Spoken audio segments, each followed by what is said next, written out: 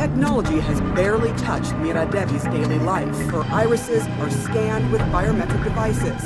They're uploaded and then sent to a massive server. Once this information is processed, out comes a 12-digit number for her only. India's unique identification program started just a year ago.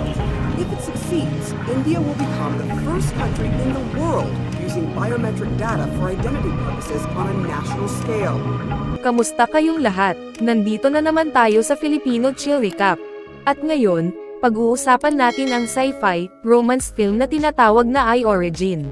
At bago tayo magpatuloy ay isa-shoutout muna natin si Maria del Zaragoza, Rico Milaroso, Ameril Hajinor, Rogi Salonga, Mark Benjamin Sapal, Almajir Pogs from Zamboanga del Norte Siocon, Antonio Oynotna from Antique Batbatan Island, Harez Inde from Zamboanga del Sur Mindanao, Handmade by Mary Grace from Lopez Quezon, Julius Anaco from Batangas City, Louie Dan from Caloocan Batangas, Melvin Pucat from Davao Oriental, Rex Tamarong from Agusan del Sur, at Tan Chavez from Quezon City.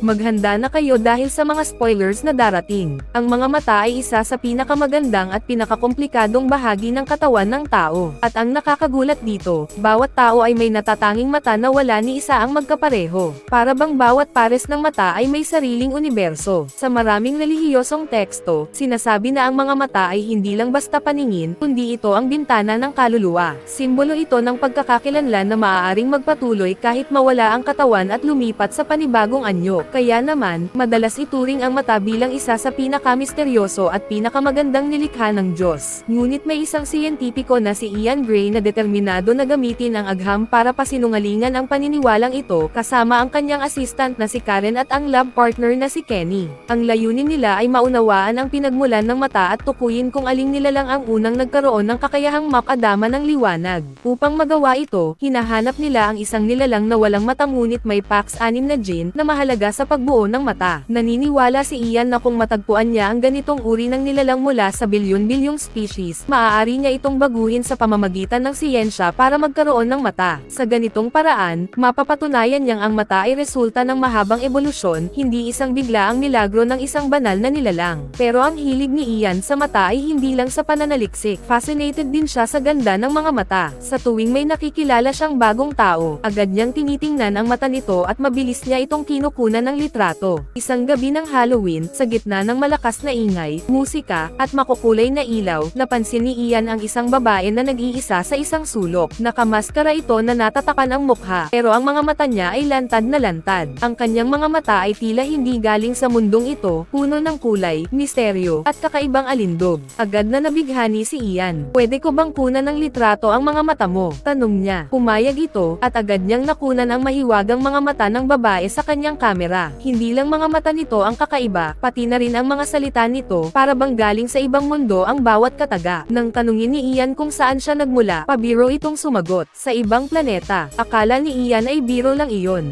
Nagpatuloy ang kanilang usapan at mabilis silang nahulog sa isa't isa. Hindi nagtagal, magkayakap na sila. Pero kahit ganoon, hindi pa rin alam ni Ian ang pangalan ng mahiwagang babae, at lalo niyang hindi nauunawaan kung sino nga ba talaga siya. Habang yakap niya si Ian, nakangiti siya pero may mga luhang dumadaloy sa kanyang pisngi. Medyo kinabahan si Ian at tinanong kung baka pagsisihan niya ito kinabukasan. Biglang nawala ang kislap sa mga mata ng babae. Tumayo siya at umalis nang walang kahit isang salita. Agad na tumakbo si Ian palabas pero nakita niya itong sumakay na ng taxi at tuluyang lumayo. Lumipas ang ilang araw at bumalik si Ian sa kanyang trabaho. Pilit na. Kinakalimutan ang babae. Isang karaniwang araw habang papunta siya sa laboratorio, biglang may mga kakaibang nangyayari. Paulit-ulit niyang nakikita ang numerong 11, nasa karatula ng tindahan, sa orasan, sa hugis ng mga bintana, pati sa anino. Bumili pa siya ng lottery ticket na may numerong 11, at nang dumating ang boss, iyon din ay bus number 11. Pakiramdam ni Ian, may ibig ipahiwatig ang numerong iyon at gusto siyang dalhin sa isang direksyon. Pagbaba niya ng boss, malalim siyang nag-isip. Doon niya napansin ang refleksyon sa bintana ng boss, isang larawan ng mga mata sa isang advertisement board. At iyon ang parehong mata na nakita niya sa babae noong Halloween. Magaganda, misteryoso, at tila puno ng mahika. Pagdating sa laboratorio, agad siyang naghanap sa internet tungkol sa modelong nasa ad. Doon niya natuklasan ang pangalan ng babae, Sophie Alisando. Ngayon ay nagkaroon na ng mukha ang kanyang paghahanap. Mas lalo siyang naghanap ng impormasyon at natagpuan ang isang litrato ng isang kafe sa profile nito, may caption na, "My favorite cafe." Pumunta agad si Ian sa kafe na iyon, umaasang makita si Sophie. Naghintay siya ng ilang oras, pero hindi ito dumating. Dahil sa pagkadismaya, umuwi siya sakay ng tren. Ngunit may ibang plano ang tadhana. Sa loob mismo ng tren, naisalayan niya si Sophie. Para bang natapos na rin ang matagal niyang paghahanap. Sinundan niya ito at agad na niyakap ng mahigpit. Masaya si Sophie nang muling makita si Ian, kaya't umupo sila sa isang kafe at nag-usap. Sa wakas, tinanong ni Ian ang matagal na niyang gustong malaman, bakit siya biglang umalis noong gabing iyon. Ipinaliwanag ni Sophie na matagal na siyang nag-iisa at wala siyang maituturing na kasama sa mundo. Pero noong unang pagkikita nila ni Ian, may kakaibang pakiramdam siyang naramdaman, parang may koneksyon sila mula sa isang nakaraang buhay. Dahil dito, mas lalong nahulog ang loob niya kay Ian. Ngunit noong gabing iyon, nagkamali si Ian sa pagkakaintindi. Inakala niyang ang mga luhang may kasamang ngiti ay tanda ng pagsisisi, kaya siya tuluyang umalis. Ngayon, naniniwala si Sophie na itinadhana silang muling pagtagpuin, dahil may dahilan pa itong hindi natatapos, marahil isang misyon na dapat nilang tuparin. Lalong lumalim ang pagmamahalan nina Ian at Sophie kahit magkaiba ang mundo nila. Si Sophie ay isang espiritual na tao na naniniwala sa Hindu mythology, kapalaran, kaluluwa, at mga kapangyarihang supernatural. Samantalang si Ian, bilang isang siyentipiko, hindi naniniwala sa alinman dito. Sa kabila ng lahat, may kakaibang misteryo at lalim kay Sophie na lalo pang humahatak kay Ian papalapit sa kanya. Madalas silang magtalo ng mahaba tungkol sa kaluluwa, reinkarnasyon, at Diyos. Sinasabi ni Sophie na ang mga bagay na ito ay hindi kayang ipaliwanag ng agham, kundi dapat maramdaman, at ang pananampalataya ay kailangang hindi matinag. Para kay Ian, isa lang itong pamahiin. Madalas niyang tawagin itong parang kalaro ng mga bata, pero sa totoo lang, hindi niya gustong mawala si Sophie kaya't pinipili niyang huwag palakihin ang pagtatalo. Nang umabot sa rurok ang kanilang pagmamahalan, nag-propose si Ian kay Sophie. Masayang-masaya itong sumagot ng oo. Kinabukasan, pumunta sila sa korte. "We'd like to get married."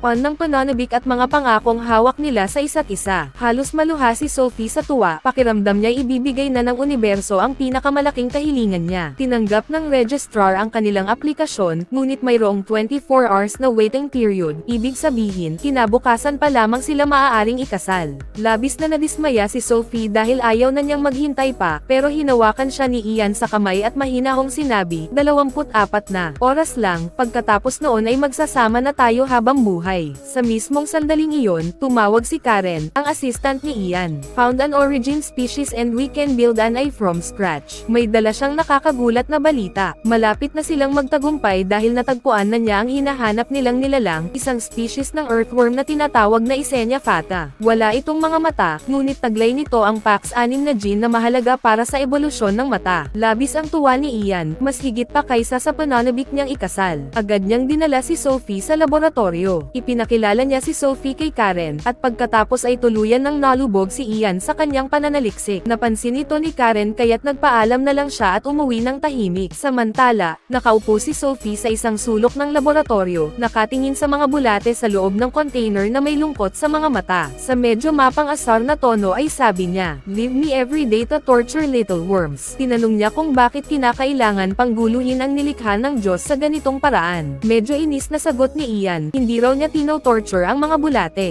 Ang ginagawa niya ay pagpapatunay na ang paniniwala ng mga tao na ang mga mata ay regalo mula sa Diyos ay isa lamang pamahiin. Dagdag pa niya, ang kaluluwa, kapalaran, o anumang kapangyarihang supernatural ay pawang imahinasyon lamang, at malapit na niya itong mapatunayan gamit ang siyensya. Napabuntong hininga si Sophie, puno ng pagkadismaya, bago ngumiti at nagsabi, "Ian, kung ma-genetically modify mo ang mga bulate na ito para magkaroon ng mga mata, matututo silang makaramdam ng liwanag, hindi ba?" Nagpatuloy siya, kahit hindi nila ganap na nauunawaan. Nakita ni Sophie ang kalituhan ni Ian kaya't itinigil niya ang pagtatalo at ipinakita na lamang ang kanyang pagmamahal. Ngunit bigla na lang, may mga kemikal na natapon sa mata ni Ian at nagsimula itong masunog. Agad na nakontak ni Sophie si Karen at nailigtas nito si Ian sa pagkabulag. Ngunit kailangan ng 12 oras bago tuluyang makarecover ang kanyang mga mata, at sa ngayon, malabo pa rin ang kanyang paningin. Dinala siya ni Sophie sa apartment nito upang maalagan. Ian, habang paakyat sila sa elevator, pero si Ian ay patuloy na iniisip kung tama ba ang naging desisyon niya na pakasalan ito, nang biglang huminto ang elevator sa pagitan ng mga palapag. Natarante si Ian dahil wala ni isang makakatulong at walang signal ang kanyang telepono. Si Sophie naman ay para lang nagbibiro na parang bata, na lalo pang nagpainit ng ulo ni Ian. Tinukso pa siya nito, na baka gusto niyang si Karen na lang ang tawagin para magligtas sa kanila. Galit na galit si Ian at muntik nang magsalita nang biglang bumagsak ng todo ang elevator. Muli itong biglang huminto na may malakas na paguga. Si Sophie ay nanginginig sa takot, umiiyak sa isang sulok. Pinilit ni Ian na kumalma, tinanggal ang benda sa kanyang mga mata, at kahit malabo pa ang paningin ay sinubukang buksan ang pinto ng elevator. Nang bumukas ito, nakita niyang nakasabit ang elevator sa gitna ng dalawang palapag, at may makitid na espasyo para makalabas. Nagdesisyon si Ian na si Sophie muna ang iaangat, pero nanginginig ang tinig nito, kaya mabilis na umakyat si Ian at sinimulang hilahin si Sophie paakyat, pero biglang bumagsak ng tuluyan ang elevator. Sa lakas ng kanyang paghila, naisama niya si Sophie at nayakap ito ng mahigpit. Pareho silang nakalabas at sandaling nagkatitigan na may ngiti. Pumikit si Ian at huminga ng malalim, pakiramdam niya'y ligtas na sila. Ngunit pagmulat niya, nanlumo ang kanyang puso. Tahimik na si Sophie. Nakita niyang kalahati lang ng katawan nito ang nakalabas, habang ang ibabang bahagi ay nadurog sa ilalim ng elevator. Damaloy ang dugo sa sahig. Ang gabing sana'y pinakamaligayang sandali ng kanyang buhay, naging pinakamalalim na sugat sa kanyang kaluluwa. Ipinagbigay galang niya ang huling rites para kay Sophie, at si Ian, na laging itinatanggi ang Diyos, kaluluwa, at mga kapangyarihang supernatural, ngayon ay time na nagdarasal para sa isang himala na maibalik si Sophie. Ang pagkamatay nito ay nagtulak kay Ian sa sukdulang dilim ng kalungkutan at pagsisisi, na worry wala ng kaligtasan. Dahan-dahan siyang nawala sa sarili, umabot sa huling yugto ng dalamhati, kung saan humihinga pa ang tao pero wala ng dahilan para mabuhay. Ngunit sa gitna ng dilim, may liwanag na sumulpot. Si Karen, na dati research partner niya, ay naging sandigan at katuwang. Hindi lamang siya nanatili sa tabi ni Ian, kundi binigyan din siya ng pag-aaruga at pagmamahal na unti-unting nagbalik ng buhay sa kanyang wasak na kaluluwa. Lumipas ang 7 taon. Kasal na sina Ian at Karen. Malapit nang maging ina si Karen at si Ian naman ay nakarating sa isang makasaysayang tagumpay sa kanyang pananaliksik. Sa wakas ay nagawa niyang bigyan ng mga mata ang mga bulate sa pamamagitan ng genetic mutation. Ibig sabihin, narating niya ang unang hakbang ng ebolusyon kung saan nagsimulang mabuo ang mga mata. Nagsulat pa siya ng isang aklat na pinamagatang The Complete Eye na sumasalungat sa paniniwala ng mga relihiyoso. Sa aklat na iyon, pinatunayan niya na ang mga mata ay hindi milagro ng Diyos, kundi resulta ng ebolusyon. Si Ian ay sumikat sa buong mundo. Bagamat nagbago na ang kanyang buhay at dumarating na muli ang kaligayahan, ang sakit ng pagkawala kay Sophie ay hindi kailanman nawala sa kanyang puso. Sinusubukan ni Ian na kalimutan si Sophie, pero palaging bumabalik sa isip niya ang mga mata at ang amoy nito. Kahit pilitin niyang itaboy, bigla na lang itong samasagi sa kanya. Hanggang dumating ang araw na nanganak si Karen ng isang batang lalaki. Doon, tuluyan nang nagpasya si Ian na kalimutan ang nakaraan at mamuhay ng masaya kasama ang asawa at ang anak nila. Pinangalanan nila itong Tobias. Sa ospital, habang umiiyak si baby Tobias, may pumasok na doktor para i-scan ang mata niya bilang identity proof. Humingi siya ng permiso kina Ian at Karen, at pumayag naman ang dalawa. Pero nang i-scan ang iris ni Tobias, bigla na lang lumabas sa computer ang identity ng isang matandang lalaki na nagngangalang Paul Edgar Derry. Nagulat ang doktor dahil imposibleng mangyari iyon. Akala niya may error sa system kaya ni-reboot niya at saka lang pinalitan ng totoong impormasyon ni Tobias. Lumipas ang ilang buwan at nakatanggap si Ian ng tawag mula kay Dr. Simmons, isang doktor mula sa research lab na konektado sa Greenwich Hospital kung saan ipinanganak si Tobias. Sinabi niya na posibleng may sintomas ng child autism si Tobias, isang brain disorder kung saan hirap ang bata makaintindi ng emosyon at makisalamuha sa iba. Inimbitahan niya sina Ian at Karen na dalhin ang bata sa klinika para masuri. Pagdating nila roon, isinailalim sa espesyal na pagsusuri si Tobias. Nilagay siya sa isang silid at pinapakita ng doktor ang iba't ibang larawan sa screen. Si Ian at Karen, nanonood mula sa labas. Ilang minuto pa lang, pero halos hindi sila makapaniwala sa nakita nila. Ang sanggol na ni hindi pa nakakakilala sa mga magulang niya, ay biglang nagre-react sa ilang larawan na parang may koneksyon siya rito. Kapag ipinapakita ang larawan ng dairy farm, ngumiti siya. Nang lumabas ang larawan ng isang restaurant, bigla siyang na-excite. Nang pinakita ang dalawang aso, tumawa siya sa isa. Pero nang lumabas ang larawan ng dalawang babae, bigla siyang umiyak sa isa sa kanila. Hindi na kinaya ni Ian at Karen at agad nilang dinala pauwi ang anak. Sa bahay, parehong nag-aalala ang dalawa. Napansin nilang hindi ito simpleng autism test kundi isang secret test. Nagtataka sila kung bakit ganoon ang reaksyon ni Tobias, na parang may naaalala siya mula sa ibang buhay. Nag-search si Karen sa Google gamit ang pangalan ng restaurant na nakita nila sa larawan, Dennis's Diner, at laking gulat nila nang malaman na totoong restaurant pala ito sa Boise, Idaho. Naisip nila, baka pati ang ibang larawan ay konektado rin sa lugar na iyon. Dahil dito, agad nagdesisyon si Ian na pumunta ng Boise para hanapin ang katotohanan. Pagdating niya roon, dumiretso siya sa restaurant at nagtanong-tanong. Ang sabi ng may-ari, wala namang masyadong mapupuntahan doon maliban sa isang dairy farm na malapit lang. Nabigla si Ian dahil isa iyon sa mga larawang ipinakita kay Tobias. Kinuha niya ang address at pumunta kaagad. At doon, halos hindi siya makahinga sa nakita niya. Ang asong pinagtawanan ni Tobias, nandoon at pagmamay-ari ng babaeng nakita rin sa larawan, ang parehong babae na ikinaiyak ng kanyang anak. At nang makausap niya, lalo siyang nabigla. Ang dairy farm na iyon, hindi pala totoong dairy farm kundi isang meat farm. At ang apelyidong, Dairy, ay galing pala sa asawa ng babae, ang asawa niyang patay na si Paul Edgar Dairy. Oo, siya rin ang parehong pangalan na lumabas noong in-scan ang mata ni Tobias. Pagbalik niya, ibinahagi ni Ian ang lahat kay Karen. Pareho silang nagulat at tinawag itong isang kakaibang coincidence. Nalaman nilang namatay si Paul Edgar Dairy noong Setyembre taong 2012 at ipinanganak naman si Tobias Hulyo ng sumunod na taon, halos eksaktong 10 buwan lang ang pagitan. At ang pinaka-nakakagulat, ang iris ni Tobias ay kapareho